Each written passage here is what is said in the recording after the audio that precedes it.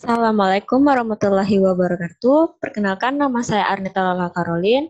Di sini saya akan mengajak kalian untuk melanjutkan materi masih dengan materi bab 8.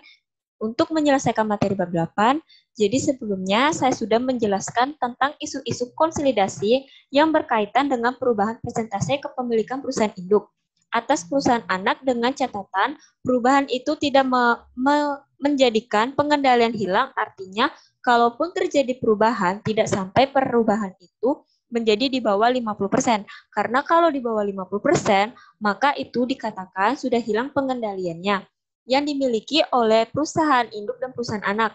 Yang menyebabkan perubahan persentase kepemilikan perusahaan induk dan anak itu bisa jadi yang dilakukan oleh entitas induk dan entitas anak. Contoh, peningkatan penambahan investasi PT Induk atas PT Anak nilainya hanya 8 juta. Imbalan yang dialihkan dengan kaitannya memperoleh tambahan saham sebesar 10 juta, maka 2 juta mengurangi ekuitas.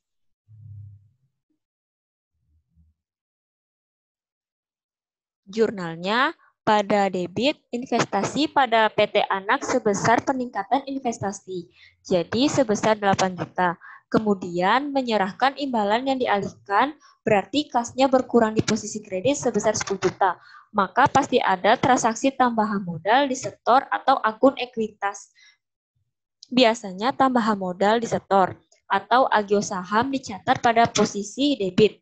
Dengan tambahan modal disetor itu dicatat pada posisi debit, artinya ekuitas perusahaan itu berkurang. Kemudian berkaitan dengan aktivitas induk juga, yaitu kebalikannya. Kalau tadi induk membeli tambahan saham, sekarang kebalikannya.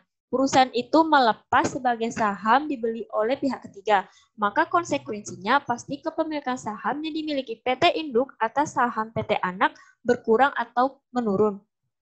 Kepentingan non-pengendali, presentase dari kepentingan non-pengendali itu meningkat. Kemudian apa yang dilakukan PT Induk, yaitu sama, dia harus menentukan beberapa perubahan investasi sebagai akibat dia menjual sebagian sahamnya kepada pihak ketiga. Tentu perubahannya berupa penurunan investasi dibandingkan dengan beberapa imbalan yang ia peroleh karena ketika ia menjual saham yang dimilikinya kepada pihak ketiga, maka ia akan mendapatkan kas berupa imbalan yang ia peroleh, bandingkan dengan berapa penurunan investasi. Yang terakhir sudah masuk investasi yang dilakukan oleh PT Anak, yaitu PT Anak menerbitkan tambahan saham baru yang dibeli oleh PT Induk. Kalau PT Anak menerbitkan tambahan saham baru yang membelinya adalah PT Induk, maka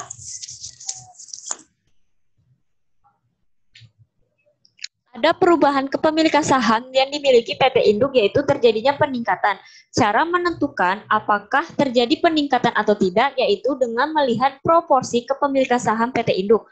Misalnya PT Induk mempunyai 600.000 lembar saham dari 1 juta lembar saham PT Anak yang beredar. Maka kepemilikan saham PT Induk sebesar 60%, kemudian PT Anak menerbitkan tambahan saham baru sebanyak 200.000 lembar, dan dibeli oleh PT Induk, maka terjadi peningkatan jumlah kepemilikan PT Induk atas sahamnya.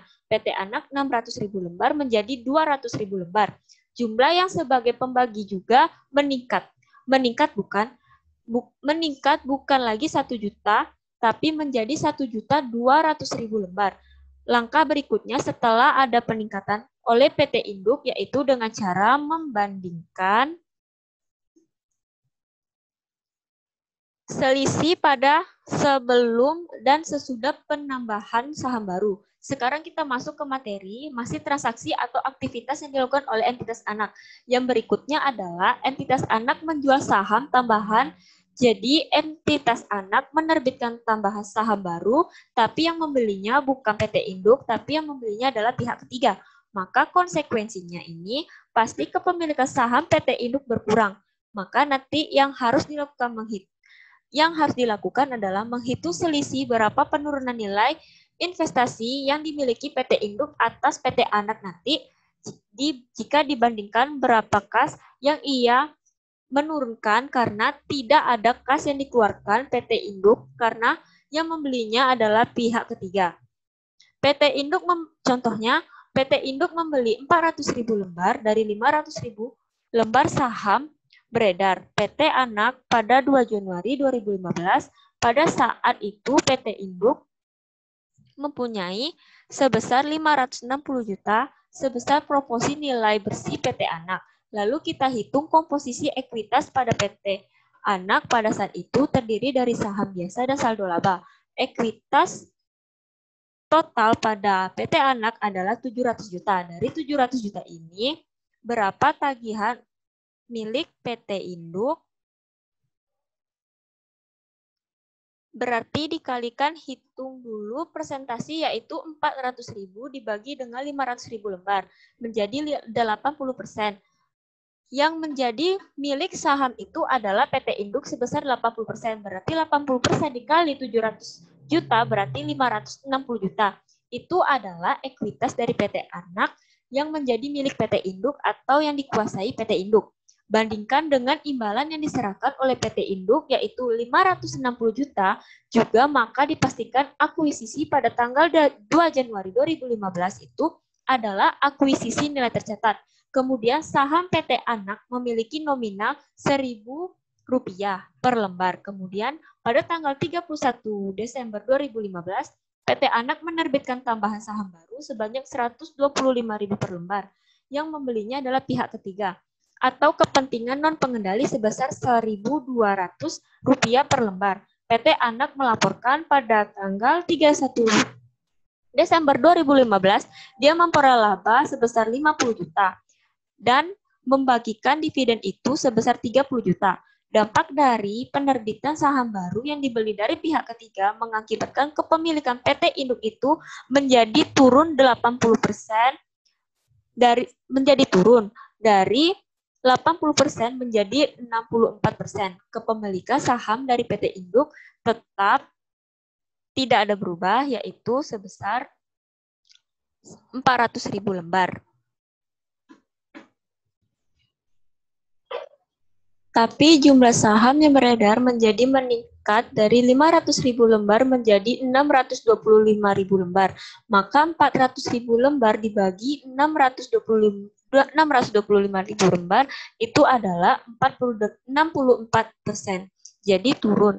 Presentasi kepemilikan PT Induk pada sahamnya PT Anak itu turun dari 80% menjadi 64%. Kemudian penerbitan penambahan saham yang dilakukan oleh PT Anak itu meningkatkan ekuitasnya. Kenapa? Karena dengan menerbitkan penambahan saham baru, maka PT Anak biasa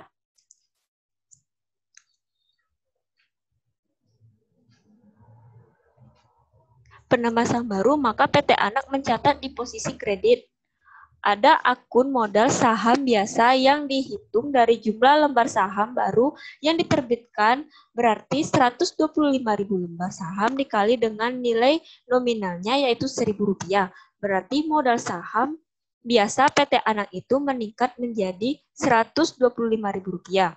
Untuk kasus ini tidak bisa dibandingkan dengan berapa adanya kasus yang diperoleh PT Induk. Kenapa? Karena transaksi ini bukan induk yang melepas saham yang dimilikinya, tapi PT Anak yang menerbitkan saham baru.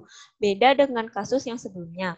Sekarang kita membahas aktivitas yang melakukan adalah entitas anak juga, tapi bukan yang menerbitkan saham baru, tapi entitas anak membeli kembali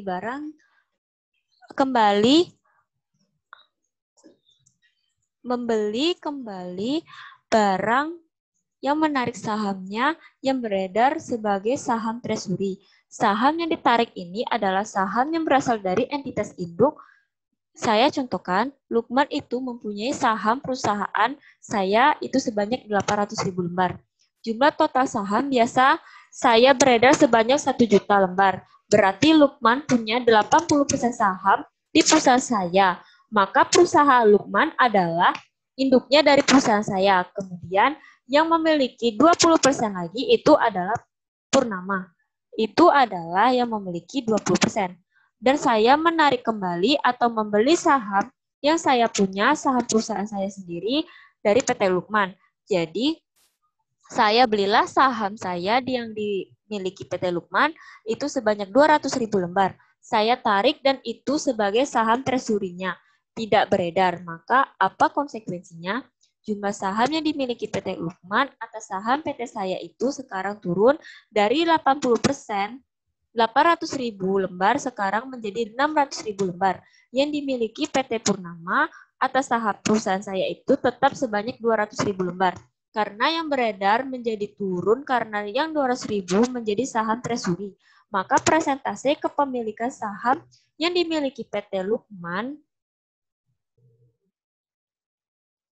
atas perusahaan saya itu menjadi berubah yang tadi 80% sekarang menjadi 60%.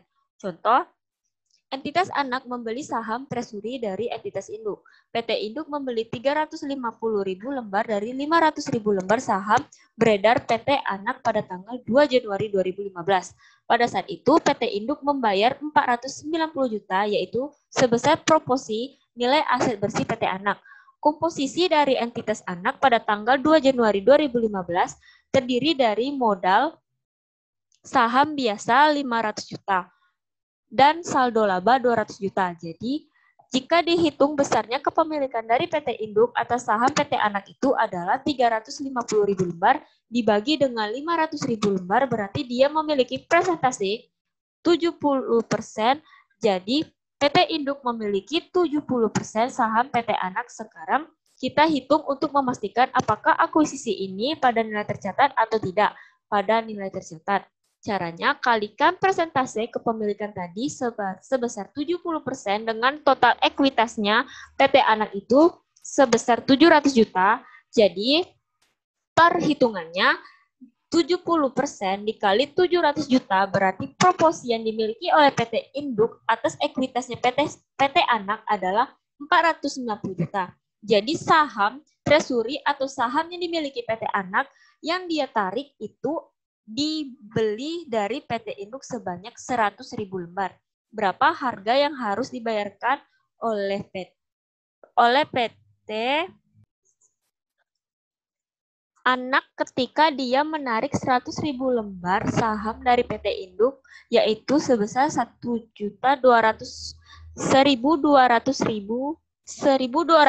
rupiah per lembar. Kemudian PT Anak melaporkan dan mengumumkan dividen labanya adalah sebesar 50 juta. Dividennya adalah 30 juta. Dan labanya adalah 30 juta, dividennya adalah 30 juta. Dampak dari pembelian saham treasury tersebut adalah menurunnya kepemilikan PT Induk atas sahamnya PT Anak menjadi 62,5%. Dari mana sekarang PT Induk tidak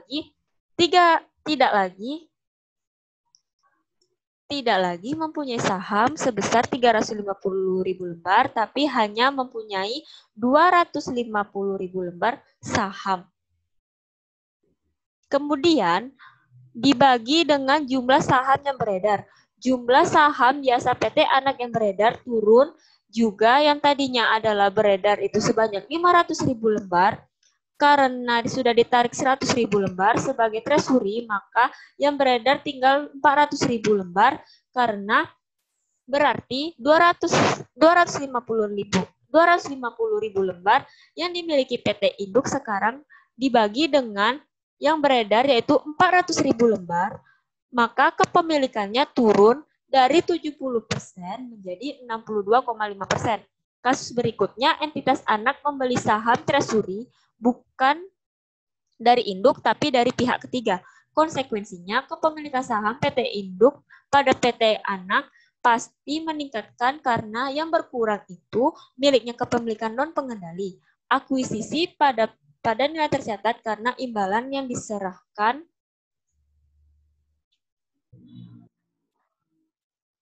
oleh PT Induk dengan proporsi ekuitas PT Anak yang menjadi miliknya PT Induk tetap sama besar yaitu 490 juta. Kemudian yang ditarik sebagai treasury tetap sama 100.000 lembar. Kemudian harga waktu PT Anak membeli sahamnya kembali yaitu sebesar 1.300 dari pihak ketiga. Bedanya karena yang ditarik oleh PT Anak sebagai treasury itu dari yang dimiliki pihak ketiga.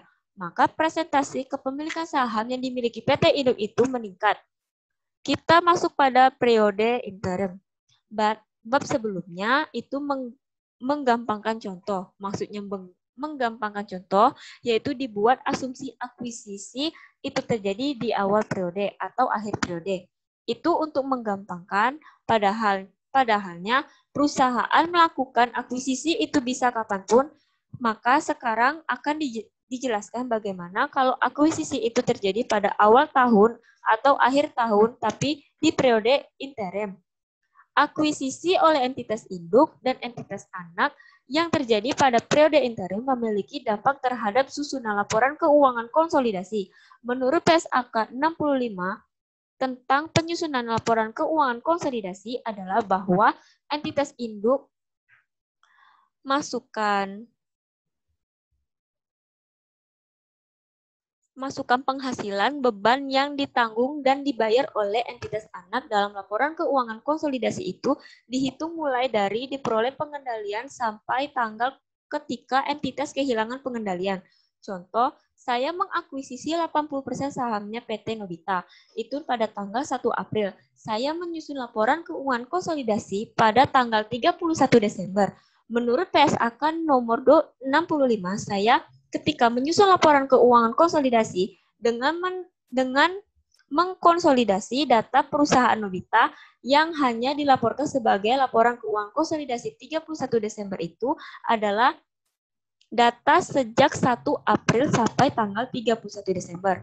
Kemudian poin berikutnya dividen yang dibagikan oleh PT entitas anak sebelum terjadinya akuisisi itu akan memperoleh nilai ekuitas anak pada entitas akuisisi. Nilai ekuitas entitas anak pada akuisisi diperlukan untuk memperhitungkan goodwill dan alokasi aset bersih teridentifikasi ketika terjadi akuisisi. Sedangkan dividen yang dibagikan entitas anak setelah terjadinya akuisisi itu diperlakukan sampai dengan penjelasan bab-bab sebelumnya.